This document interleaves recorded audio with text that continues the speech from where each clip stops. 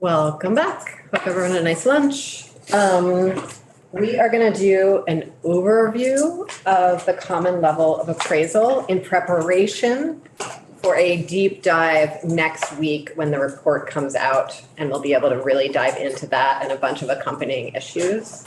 I know it's a really hot topic for constituents. And so I guess I'm going to encourage us to learn about it thoroughly and then do the hot topicing next week if we can at all manage that ourselves. And then afterwards, we are going to join House Education. They're hosting this time for update on pupil weighting and a little conversation about that. And then we'll go to the floor. So with that, I don't know, however you want to organize yourselves, please come on up.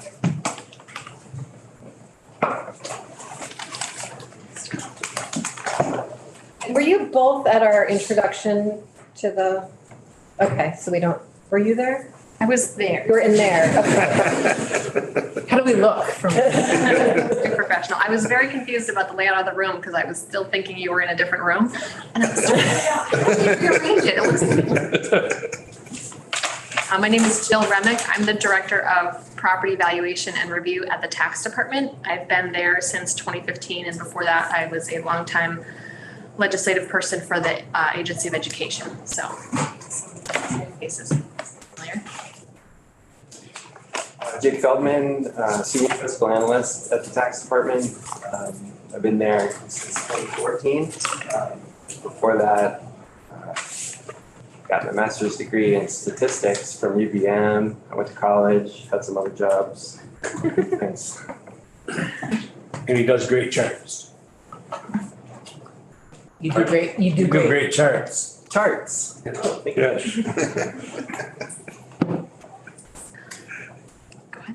Start.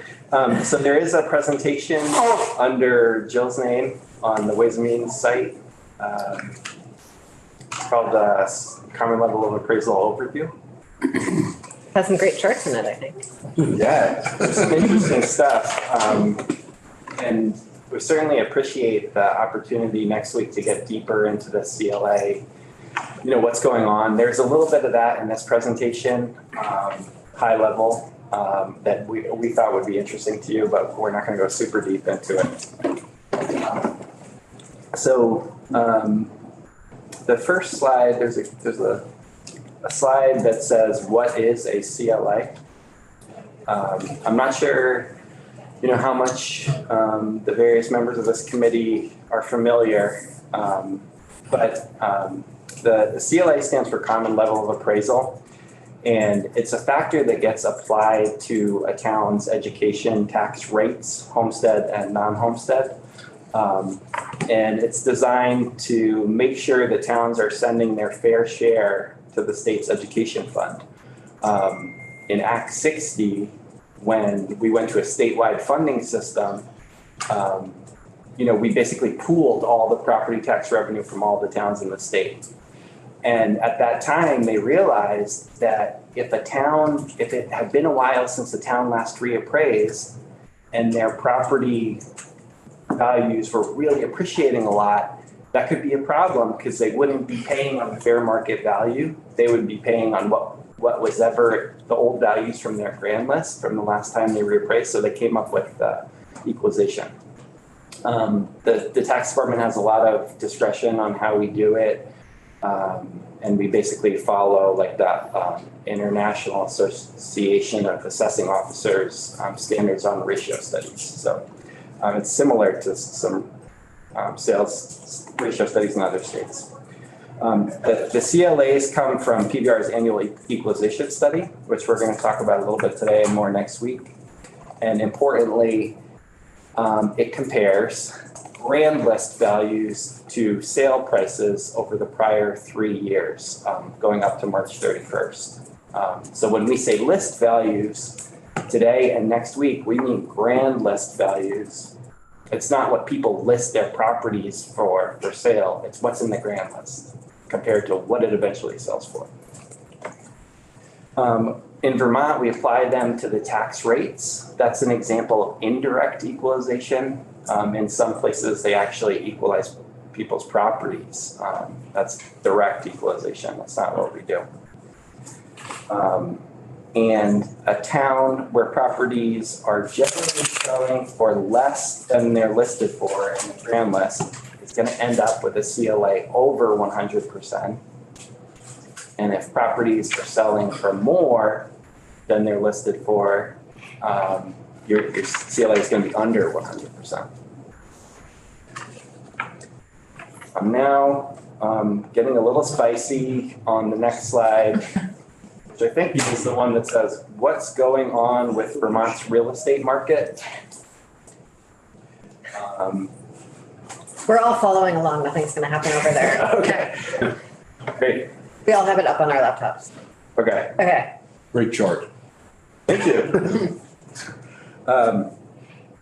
So as I mentioned, the really important statistic from the equalization study is that ratio of listed value to sale price. And there's a lot of steps to equalization, which we'll talk about more next week. But one way of seeing what's happening big picture is to add up the listed value of all the properties that have sold and compare that to the total sale prices for all the properties that have sold. That's an aggregate ratio, and that's a good metric overall. And what you can see in this graph is leading up to COVID, generally property it was listed for about 95% of what it's selling for. So that's pretty reasonable. And the trend was, slowly maybe going down. But since COVID, we've seen, gangbusters real estate market, and it just keeps on going down and down. So when we did the equalization study in December of 2020, we looked at sales through March 31st of 2020. So it didn't really catch much COVID. And the CLAs were looking pretty normal that year. But in last year's study and this year's study, we've seen some major movement with CLAs going down. The next table looks at how have CLAs changed over the past 5 years. And ideally, you'd kind of want them to be near 100%. That would be a good situation. And in 2018 study, which affected FY20 tax rates, we did see that. There weren't many that had super low CLAs, less than 85%, big clustering, between 85 to 100% and 100 to 115, and then not many that were over 115. So a really pretty tight and ideal distribution.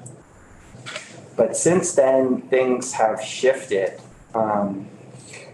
In 2019 study, they were already moving, and this was before COVID. 2020, that's still before COVID, and they were moving lower and lower. And if you look at this year's study, which is 2022, which will affect the coming year's tax rates, we have 137 towns with CLAs below 85%. So that's pretty remarkable. We don't have any on the high end. And we have another 110 that are under 100%.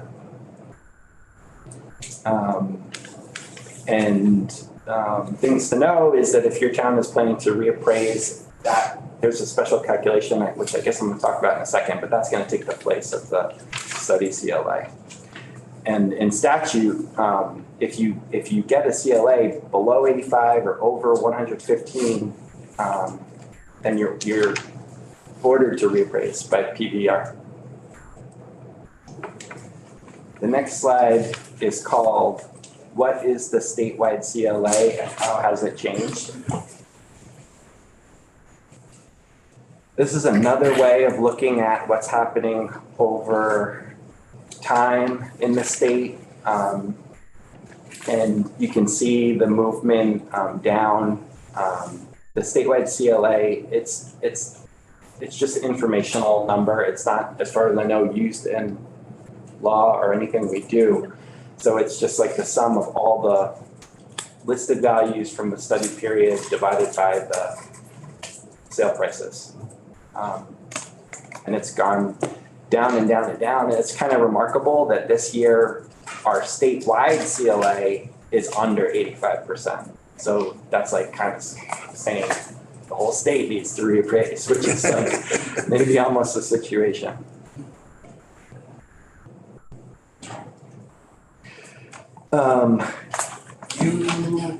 Members of this committee may have heard from members of your communities, your towns, that they're concerned about their CLAs this year. In a normal year where things aren't moving much, if your town goes down by 10 points, you should be concerned because that's going to inflate your tax rates up. But the situation this year is a little bit different. One way to think about it is like a rising tide lifting all ships. Every town's CLA went down except one. And the one town that didn't go down barely went up. It was like 0.002 or something. That's the town of Somerset. The average change across. 5 people live in I Somerset. was gonna say, yeah. Are there? I think it's only, sometimes it's 7, like in the summer it's 7, I think. Yeah, all right, continue on. The average change statewide was a decrease of 9 percentage points. That's kind of wild. So if your town went down by 9 percentage points, then you're kind of right there with everybody else. And the way that plays out, CLAs going down reflects the tax base growing, which is the equalized education grand list. And that actually allows the yields to go up and equalized tax rates to go down. So it's kind of like if you imagined a bunch of seesaws all connected. It's like one thing goes up, another thing goes down, but that's how it plays out. And in the letter that the tax department put out on December 1st to help school boards with design their budgets, the yields, you can see them really going up by a pretty remarkable amount. The yield went up by more than $2,000 in our forecast. And equalized rates are forecast to go down by 7 cents. That all sounds good, but the actual tax rates that people experience on their bills are after the CLA is applied. And we think, we are forecasting that those are going to go up by 7 cents. And the average tax bills for homestead property, non-homestead property, and people who pay on income also were all calibrated in that letter to go up by about 3.7% each.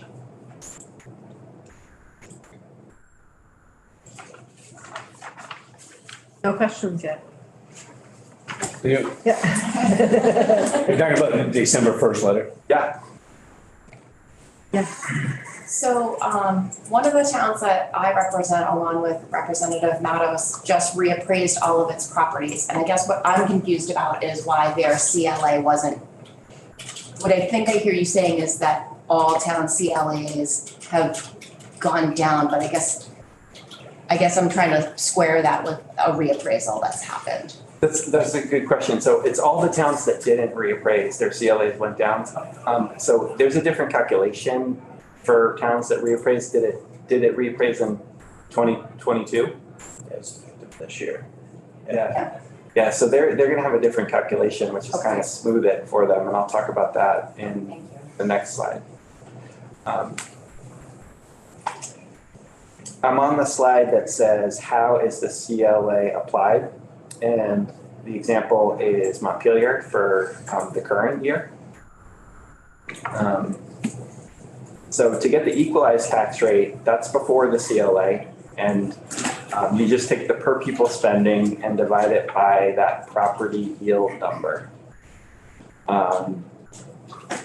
So in Montpelier, we share our school district with Roxbury, and the schools, the people of the towns voted to spend $18,027 per pupil in, gosh, the years are it's tripping me up for a second. In the spring of 2022, they voted to spend $18,027 per pupil. The yield for FY23 that the legislature passed for homesteads is $13,314. So you divide the 1827 by the 13,314, and you get an equalized rate of 1.354. But then you divide that by the CLA to get the actual tax rate on the bill. Montpelier CLA is in that red warning zone. It's below 85%, it's 80.76%. So you divide the equalized rate by the CLA and you get 1.6766 tax rate per $100 of property value. That's what I see on my bill. And then the homestead rate doesn't reflect school budgets at all. It's a statewide rate. And you just take the statewide rate and divide it by the CLA to get your town's non-homestead rate. Okay, so the next slide is about what happens in a reappraisal year. Towns don't win or lose with respect to how much they pay into the ed fund. So it's not like, if you reappraise and you have lower listed value that everybody's gonna pay a lower amount. Doesn't quite work like that. There's what's called, I guess we call it a hybrid CLA. What in a reappraisal year, you take the town's listed value from reappraisal. So what town is it? Milton. Milton. Okay. So Milton had a new listed value from 2022, and then you take PBR's most recent estimate of fair market value, which would have come from the 2021 study as the denominator, and you divide the new listed value by that most recent fair market value estimate, and that's how you get the reappraisal CLA. They usually come out pretty close to 100%. So Milton's CLA may have actually gone up. And that is what Milton would experience in the current year, that 100% CLA, and then in the 2022 study, it may have come down from that. I can go look and see what happened with Milton, but that's a real story. We were reappraised for April 1, 2022. Uh-huh. So then that would have been reflected in this year's tax bill, right? Yes. Yeah. Yeah. You should have had a CLA around 100% for this current year.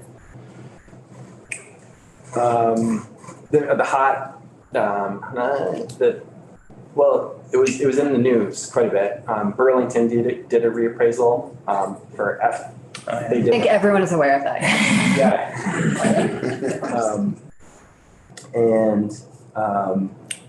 And so what happened in Burlington is before their reappraisal, their CLA was super low, 74.77%, and their actual homestead tax rate was quite high, more than $2. After reappraisal, the CLA went up a lot to 105.32%, and the actual homestead tax rate went way down. So listed property values went up, but actual tax rates went down. And what that means is that if your property in Burlington went up on par with the other properties in Burlington, then you wouldn't have even experienced much of a change. The issue was situations where people's property didn't go up with the average, like where their property value doubled or something. That's where you can get variances in a reappraisal. But as long as your property is going up like roughly on par with all the property in the town, then the CLA transition is smooth. Same thing with property tax credits. They're based on prior year taxes. But if your property in Burlington went up consistent with the average, then your credit from the prior year would have been totally normal and sufficient. It's just situations where people's properties went up way beyond the average. That's where you're hearing complaints. And I think those are my slides. Okay. And the next one is Yes. that one. All right, so where does this take us? So I'm looking at the slide, I think it's 9 on my list, 2023 and beyond reappraisals. So this is probably what you're hearing from. So property valuation and review, our division is a pretty small team of people. We have field staff, we have 8 field staff who are assigned to different regions of the state, and they're basically like a resource for the municipality. So they work really closely with listers and assessors for everything related to maintaining the grand list. And we also have a team of folks who do the current use program, and I'll get into more of the details about what we do next week when we go through our report.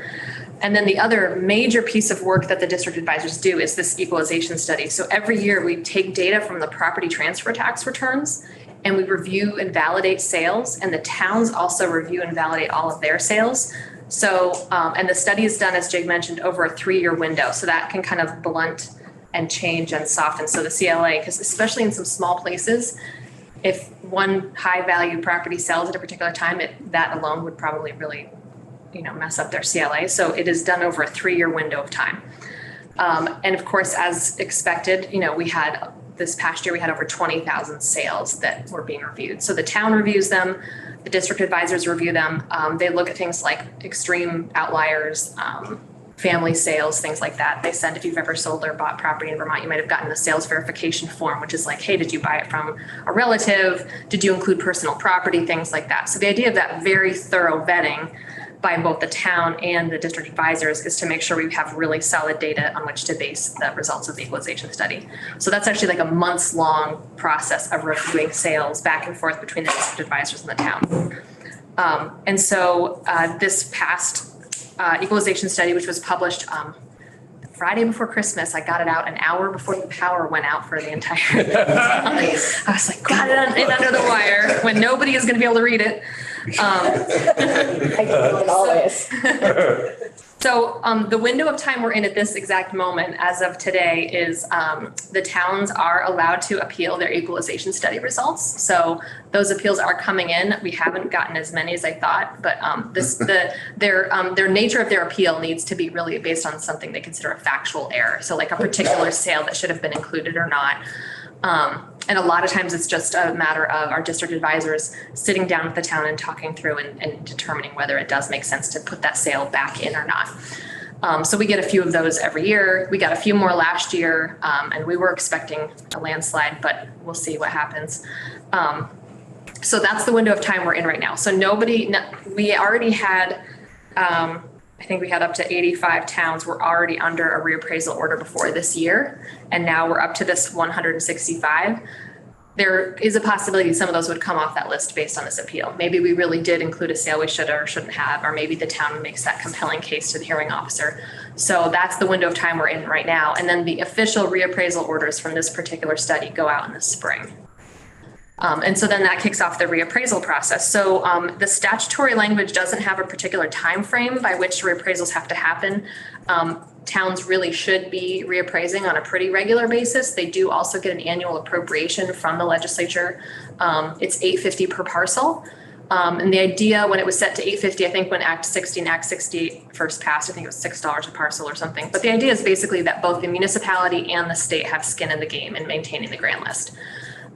Because there's municipal tax revenue that comes from the grand list as well. So they get this annual appropriation per parcel that they're supposed to be setting aside for this reappraisal fund so that when the time comes, whether they get an order based on the study that they are required to reappraise, or they decide, which they can and do, say, well, we really need to do a reappraisal. Even if we're not under order, we can see it coming, or we can see what's going on, or they've had some major changes in their infrastructure or in development. Towns can and should reappraise on their own too. So they should have that pot of money. Most other states have some sort of a cycle, about 4 to 6 years is kind of the national standard best practices for reappraisals. In Vermont, over 100 of the 165 that are under reappraisal haven't reappraised for at least 8 years, and some of them it's like 15 years. So we kind of were already, I feel like I've come to this committee and past generations of the committee. It was already pretty tenuous. We really needed to kind of have that sense of urgency. And then now that the full 3 years of the COVID impact are in the study, it's really coming down. How many of those towns have staff that can conduct the reappraisals? Approximately. Not many, if any. So there are towns, they are really supposed to contract with a professional assessor. So towns can do things between reappraisals to maintain their grand list or do some sort of a statistical update. But it's really not usually appropriate. Even towns that do have full-time professional assessors like Montpelier, they're going to hire a firm to do that because there's a lot of data collecting, and then that assessor can work closely with their contractor. But the idea is that they contract with someone who's actually approved, and PVR maintains a list of approved appraisal firms, approved appraisal supervisors, and project supervisors and trainees so that towns have that resource. There's not enough firms to go around to do this. That's a huge problem. And of course, in my head, the things that like keep me up at night, it's like, well, there's no house for them to buy to move here to come in. It's like, it's all related. But it's a very real problem because we did a survey this spring with municipalities, and the inability for towns to find folks who would serve as a lister or assessor is getting harder and harder. There's like a 50% vacancy in boards of listers. And then towns can vote. There is a statutory allowance. The town can vote to eliminate the board of listers and then contract or hire an assessor. Even some towns that are pretty good size are having a hard time finding folks to do that work. Again, it's all related. There's not like a set career path, right? There's not like a degree in appraisal or something like that. We did have a conversation with VALA, which is the Vermont Assessors and Listers Association. Yesterday, we meet with them pretty regularly. And they have noticed there has been some more interest in the bank fee appraisers who were super busy with the real estate market going hot and heavy that might now be more interested in dipping their toes into municipal appraisal. So that would be great because they would actually have pretty good foundational ability to do that. But yeah, the idea is definitely that they hire a firm. So basically the process is we issue the reappraisal order. The towns are required by statute to come up with a plan and submit that, and ISP, our director, approve that plan. The plans, even in the last couple of years before today, were often contracting out years out just because the contracting firms can only do so many. So in a typical year, maybe 16 reappraisals get completed, and we need 10 times that. Per parcel fee that we are paying to towns on an annual basis, how far does that go towards covering costs, say, if they were to be every 5 years or the every 10 years? Yeah, so one of our attorneys did the deep dive and found the sort of explanatory language from 2005 when it was last updated. So very consistently, it seems like we've been reviewing the contracts over the last few years. It's $100 per parcel, which is like a really handy number to use to figure this out. So basically, a contractor would be charging a town $100 per parcel to do a reappraisal. So the $850 per parcel, theoretically, after 10 years, you've got Close. You got 85 of the 100 socked away. And again, the idea was that they would do it sooner than 10 years, and the state and the town would split the cost. So in an ideal world, the $850 per parcel would be set aside, and then the municipality would also kind of be tucking money away in there so that when this came up, they could do that. Yeah. Let's see. You said that you, when you're working with your staff, you have some outliers that you throw out. Like, what are some examples of an outlier? Yeah, we had to change our idea of what an outlier is. Right. So if I sold you a farm and included the tractors and the headers and all the things that came with the farm equipment, personal property.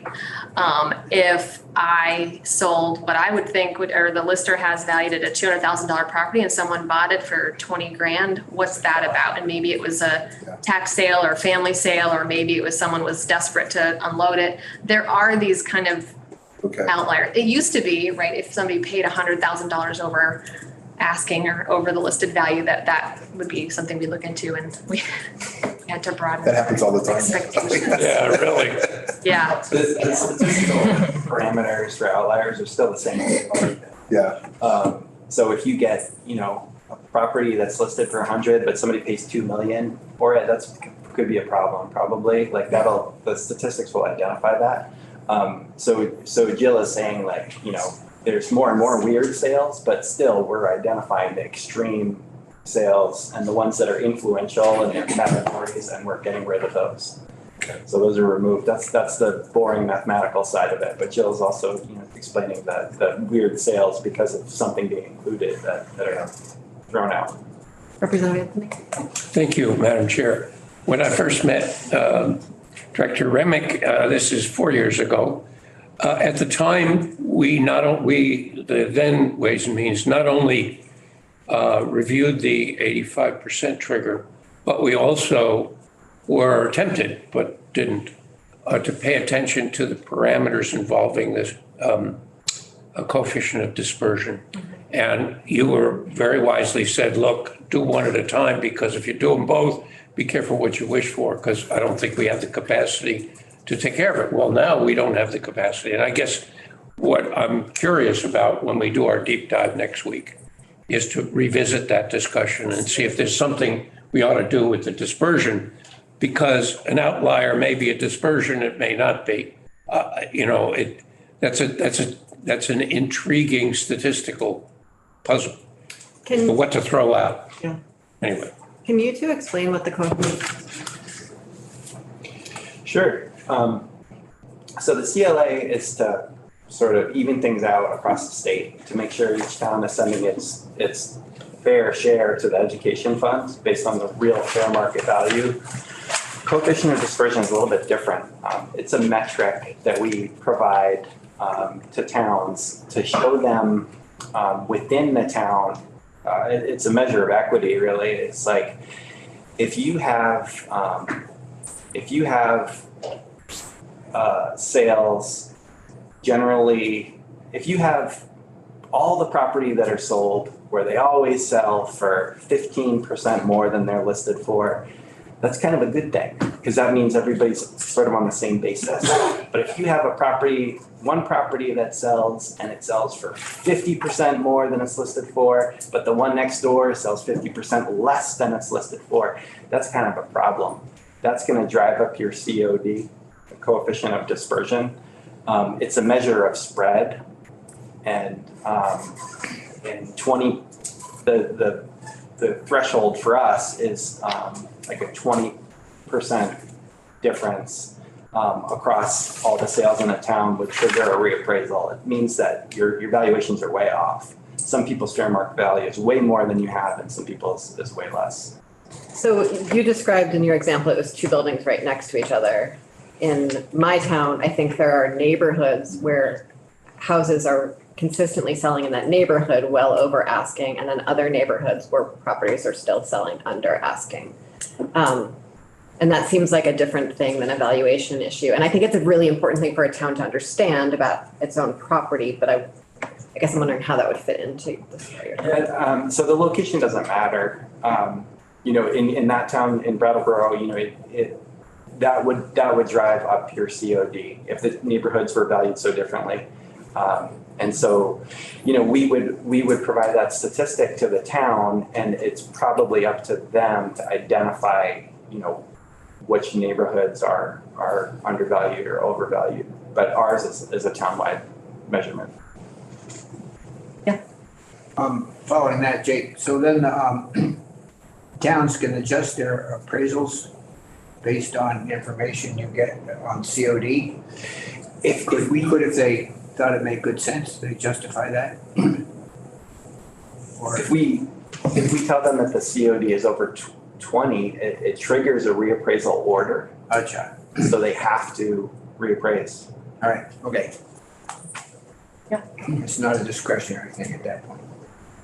Right. Okay, thank you, got it. Do you find that you've got towns that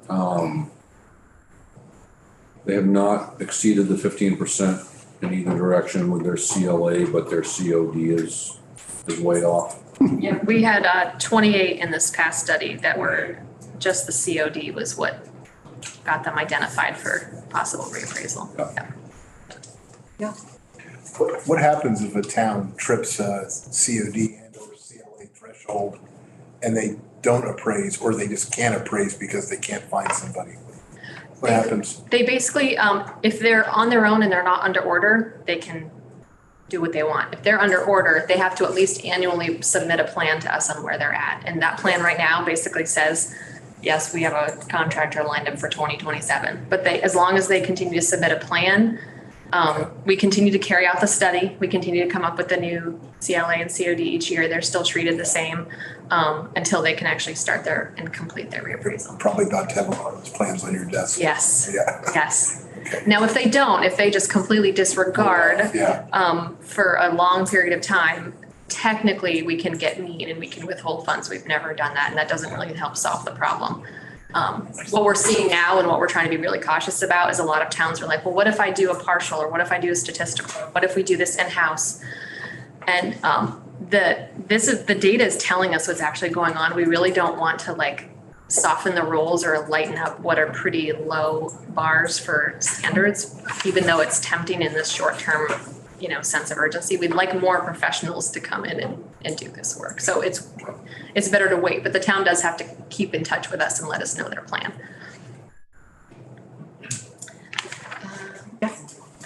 So the COD then has no influence on the tax rate. The CLA does, COD doesn't. Right? Okay. I live in Georgia, in Franklin County. And last week we got a letter from our assessor, our hired assessor. He works 40% of a week. And he said that he was expecting a letter to come from the state to put us under order because it was 77%. And then one of the other select board members looked up on the state website and found a figure of 86%. Why would that discrepancy be there, the two different figures? Maybe what they found on the webpage was last year's. The new should be up there now. We do, but they won't get a reappraisal order from us till the spring.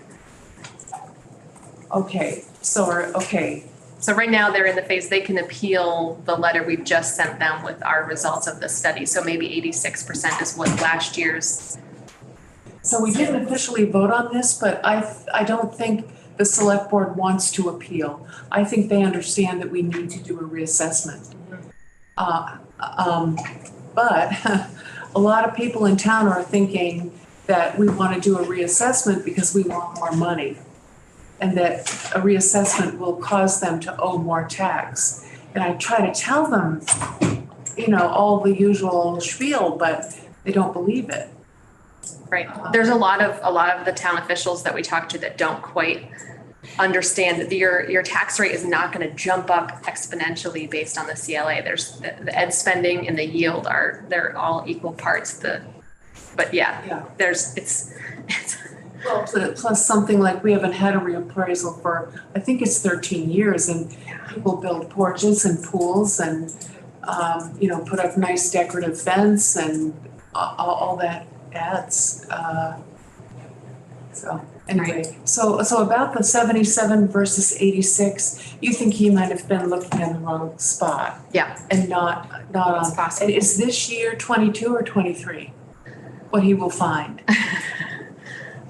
We call it the 2022 equalization study results, are what we just released a couple weeks ago. But they should have gotten a letter that has those results in it from us. How long ago? They should definitely have gotten it by now. Those went out the week between Christmas and New Year's. Oh, okay. We got ours on the 22nd. Yeah, mine came in before. Okay. Would that be where the assessor got 77? Probably. I definitely send someone my way if they need help understanding it. Yeah, Okay. for sure. Okay. I was really happy to hear what you said about the workforce and the capacity to do this work earlier. I know that the towns that I represent are between 700 and 1,400 people. And what I'm seeing in those towns is that listers are older and they're getting done, and there's just no one backfilling them. And the town that I live in, we have one lister right now. And I'm concerned about, where this all goes in the future. And I think I'd like to see us have some conversations about the future of the whole program, this committee, and what we're doing now works, and is it gonna work 20 years from now? Yeah.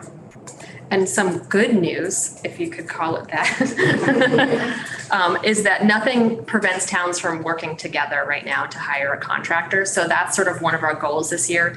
I mean, there are smaller towns that can't even get a contractor to reply to their RFP because it's not worth their time to do 800 parcels or something. But there are a few, right now, towns can band together just like they do for other municipal services. They could definitely share a contract for an assessor. And then, you got 2,000, 2,500 over a couple towns that are in the same market. Then a contractor would be interested in taking that up. And then there's also a more formal piece called assessment districts. They can actually form assessment districts for the purposes of the study and everything that follow their school district boundaries. So if they really want to go all the way and actually be treated as an entity for the study, that is also allowed in statute. So one of our goals is to try to get select boards and listers and assessors to understand they can try to band together, and maybe that would help alleviate this backlog to some extent. Well, I thought you were going to go in it. It's not that good news, but Wondering, I mean, is this something that the state should have an office of appraisers, and then you could really, try to be as even-handed as possible from town to town? Right. So most other states do this at the county level, and Vermont is like a county, and we hear that, we don't use county in Vermont the same way that a lot of other states do, but this is a really microcosm, really difficult. We've created quite a system where there's a lot of local control, but that also means there's a lot of local burden. And, there are listers who get paid mileage, and that's what they get paid. There are listers who may not use the reappraisal money for reappraisal because there is a little phrase at the end of you must put this in a reappraisal fund that lets them use it for other things related to the grand list maintenance. So maybe the select board has just thrown it into their general fund. So it's the way we do it is definitely not the norm, and it is costly and burdensome. Yes, so other states definitely do it a different way. It's a tagline. So you have like a recommend. Let's let her, so we're gonna talk about the report next week, and I think any recommendations from the agency will come into that report. Sorry to do all these teasers this week. It's rough, isn't it? It's rough. It's so hard. Representative Beck? Well, that's something that's changed. Municipalities can still combine with other municipalities for CLA, correct? Is that? For CLA, they would need to vote to form an assessment district, right. Yes. And to date, none have done it yet, okay. Right. But they can. Right, because, yeah. Right. And I think this is why we're trying to get towns to sort of talk to each other more, because I do really think that is one of the ways we can sort of start to get out from underneath this is sharing contracted assessors. And that is where the state level or, in other states, you can contract with an assessor to do 10 towns each year. You can have sort of a predictable cycle of reappraisals. And that's the other piece too. Most towns have a expiration date on the grand lists, right? So the CLA seems really scary, but if you haven't reappraised for 13 years, your grand list is already very outdated and needs to be updated. And so most states and the national expectation is they aren't going to get older than a certain period of time, which is another reason why the $850 per parcel is set. It's like, if you stock this away every 5 or 6 years, you should have a fair amount of that. And definitely by 10 years, you should have most of it. I think that's the end of our slides on that. Okay. Yeah. Rep. Demrow, Rep. Andrews. I think the idea of banding together and creating a district is a good one, but I think for a lot of towns, like my town, for example, it's, we don't have a town manager, we've got a part-time town clerk, the select board is 3 people, we're meeting once or twice a month, and then it would be up on the listers to sort of figure that out with the next town. It's just, I don't know that there'd ever be the opportunity to really make that happen, given sort of what we have for folks to have that discussion. So it's an interesting idea. I'm wondering how we could pull something like that off. I think we don't acknowledge enough as a state how expensive and both financially and human resource collaboration is. And it only works well, I think, when there are the resources to do it well. I feel like I'm like, you can channel, yeah. So just clarifying, did I understand you correctly that if you wanted to form an appraisal district, you would have to do it amongst your school district? Well, there's two paths. So right now, a municipality could partner with whomever. You're Westford, is that right? Yes. Okay, I have a niece and nephew in Westford. And my follow-on question, just so you're aware, is more like if there's a rich town and a poor town, like does that Right. disadvantage one group over? Right. So right now for, so there's two sort of pieces. There's the sort of day-to-day maintenance and annual equalization study work. And then there's also this reappraisal that sort of comes along now and then as a project. So the statute allows one or more municipalities within a school district to create an assessment district. So it doesn't have to be all or nothing. It can be a couple, but that would require a vote. But today, 5 of these towns could say, hey, we need an appraisal done. We need a reappraisal done. Let's write a contract together, split up the cost per parcel. They could do that just like they would with like EMS or fire or highway or other things. So there's there's a formal. That's quite an example. No problem. No? But if there was the sort of formal district per se, and there's, a lot of times there's a bigger town that's where the schools are, and then there's the smaller little towns that feed into it. Right. Is there a town that's if there's a leveling of the CLA, are there winners and losers? Right. Right. Yeah, and I think that might be why there hasn't been interest. I mean, it's also based on the number of parcels. So like Montpelier, Roxbury, where Jake and I both live, like they're very different municipalities. The CLA in Roxbury went up to 97%, right? Because only maybe a few properties changed hands in Roxbury, whereas Montpelier we're down to 74. So if you're looking at creating an assessment district in your Roxbury, why would you, Yeah. Oh, thank you. No, thanks. So it does sort of require some commonality. I mean, the other examples like the Harwood, we're surrounded by we have the Harwood School District and U32. Even within those districts, right, they are maybe slight different real estate markets, but still compared to other states, even if we went to like county level, an appraiser understands the market and the town lines don't necessarily matter as much. So I think they would still do an okay job. They do all over the country. Right. Right. Anything else you want to share with us? That was the end of our slides, but I sure feel like there's plenty we'd love to talk to you all about. We have a final slide with all of the, where can I find out? Oh, yes, where can I find out more? Right, so like I said, we just released the 2022 equalization study. There's lots of fun things you can find on the webpage. Also our tax rates. If anyone needs any of us to send this to you, we're happy to. And then we also have a couple really important things. There is a page that explains reappraisals. There's also frequently asked questions about tax rates and bills. Also a huge part of the work that PVR does is lister education. It's one of our statutory duties. So we've been meeting with VLCT and VALA this week to really map out what kind of trainings, webinars, in-person recordings, resources we can pull together this year. We do it every year, obviously, but we really are trying to focus on supporting towns in their reappraisal work. So we are kind of all trying to band together to provide what we can. Even the contract assessors who are, they can't hire people fast enough, but there's not always people who want to do it. They're the folks who actually do out and do the field work and the data collection. It would be a great job for like a college student who wanted to study analysis. Like there's lots of good work there. It's just kind of a secret. So we're going to try to get that word out too. Well, thank you very much for joining us. Yeah. And we'll see you next week. Sounds like. Yes, so we have an annual report, the PVR annual report that Jake and I and a lot of people at PVR work on. It's not only this piece, it's kind of got a lot of really good information. And it's due January 15th, so we're furiously laying it out. It's written, but it's getting polished for you all, and I will bring hard copies. Thank you. Thank you. I know, I'm the same way. The annual report is the one thing I still print out. Did you have anything else? Thanks. Thanks again. Thank you. So we're gonna take